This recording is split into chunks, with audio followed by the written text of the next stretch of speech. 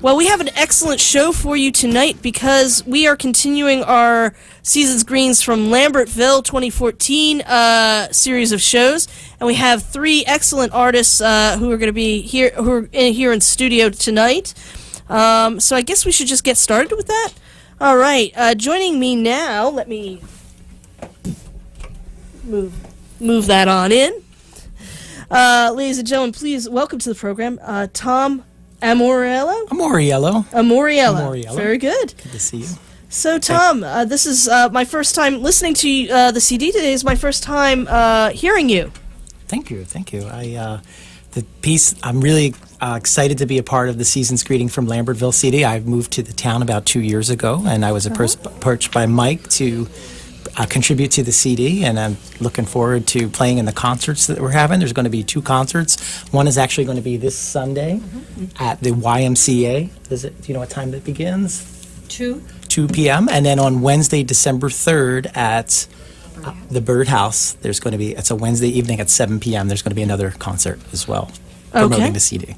Fantastic. And proceeds go to benefit the Lambertville Historical Society. Correct. Yes, they put this together, and this is the 3rd CD that they've done. And it's true, and I believe on their website they have all the tracks from the 2 previous CDs are also available, also to benefit Lambertville Historical Society at lambertvillehistoricalsociety.org. So, wow, Tom, tell me a little bit about yourself. What do you fancy yourself as a musician? How do you describe yourself? My background is in classical guitar, and I'm a local teacher. I teach in the Flemington-Raritan School District. I've been playing guitar for 30 years now, and I mostly consider myself to be an educator, but when an opportunity arises, I like to perform. This year I've performed in a variety of places, everywhere from political events to memorials to I performed on a military base. So I look forward whenever an opportunity presents itself to share my love of music with other people. That's terrific. So your piece for this project is an instrumental piece. It is. It means the son of the mother, and it was an encore of the great Andres Segovia. He was a great Spanish classical guitarist, and he would play this at the end of every single recital that he did. On the track that's on the CD, it's actually layered. It's 4 different guitar layers. I wouldn't be able to play that right now for you, so we would actually have to play the recording from the CD, and then afterwards I can play live on the air for you. Oh, okay. Then why don't we pop that CD in here? And that is, let me see, that is number 13, lucky number 13. There we go. Well, that'll be lovely. Give me a second. Sure thing. And once again, Lambertville Historical.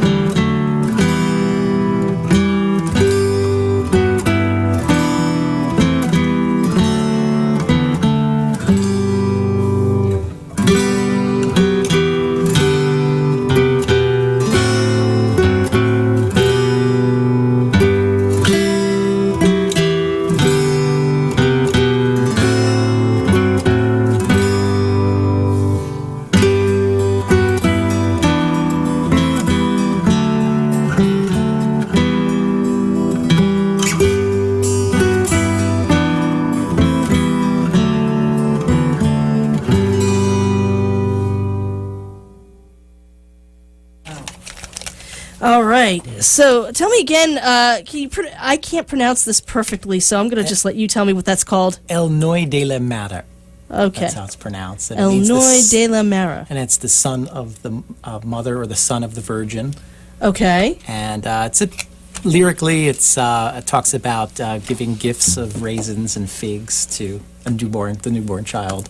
So it's kind of a serious song. And the next song I'm going to play for you is actually a little bit more on the lighter side, more for the children out there listening. This is going to play a little bit of Rudolph for you. And I'm playing it on a guitar that was built by a luthier named Joseph Mays, who is based out of Collingswood, New Jersey. The guitar's name is Coco. It was finished on April 30th, 2007, my mother's birthday, but 1953 she was born. This guitar is made out of coco bolo, which is a wood from Central America. The wood is the type of wood that's used on the ends of a gun and a knife, but it's a great tone wood as well. And musicians such as John Mayer and Jerry Garcia, their guitars are made out of the same type of wood. Oh, okay. So you said it was a tone wood, so some woods are not as good at making... No. Certain woods, like pine is little, not as good. Like cedar and spruce are probably the best woods to use for guitars, but there's a lot of luthiers now are experimenting with exotic woods. Oh, okay. So, this is Rudolph. Okay.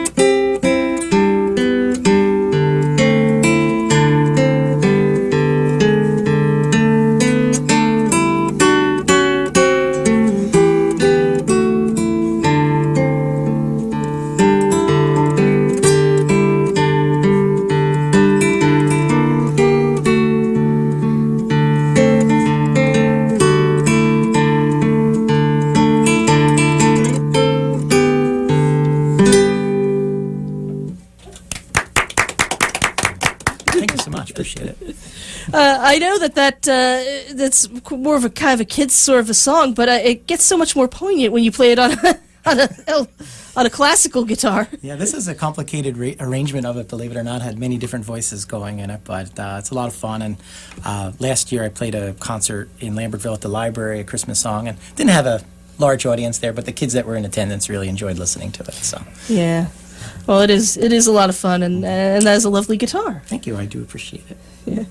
And you were motioning to some other lovely ladies who have joined us, and this is Sue's second time on the program, but her first time live and in person. If you want to just slide over this way, that works too, or whatever works for you.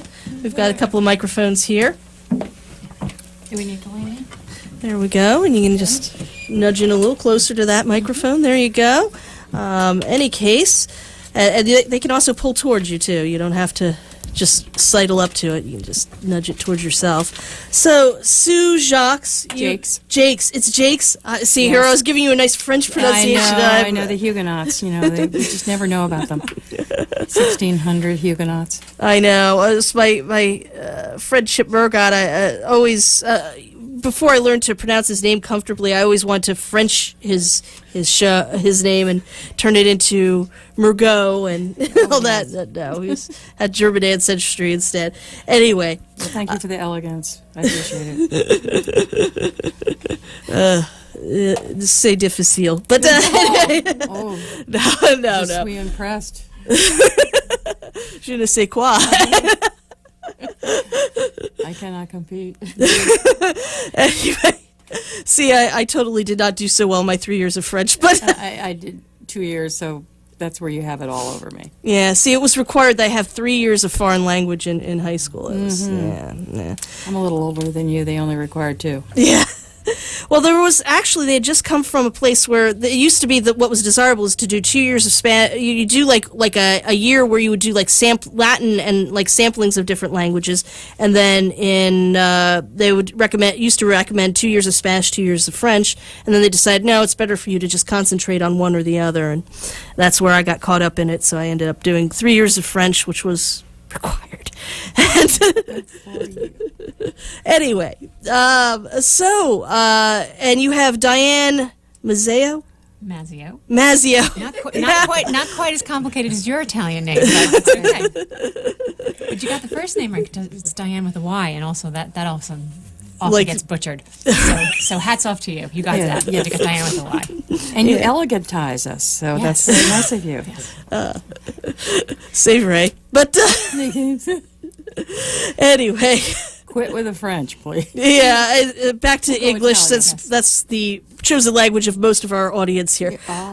Yeah. So, you, on this, now, tell us about Key of She. Again, we've talked about you guys before, but explain to the folks what exactly it is you ladies do. Take it away, Sue. Well, what we do is we try to sing in 5-part harmony, different parts, no instruments, and we are an all-alto group, very proud of our alto-ness. Diane is our fake soprano, so she's an alto pretending to be, and she actually has to hit a very high note. I do. On the CD recording that we just did. Sue does some of the arranging for the group, and whenever there's a high note, she likes to throw me up in the stratosphere every now and again. So, and you'll hear on the song that we do on the CD that that happens. Yes, but they won't hear it because it's so beautifully done. It's so, thank goodness for our engineer. Our engineer made it sound great. Yes. That's terrific. So you chose to perform Tennessee Christmas for the CD.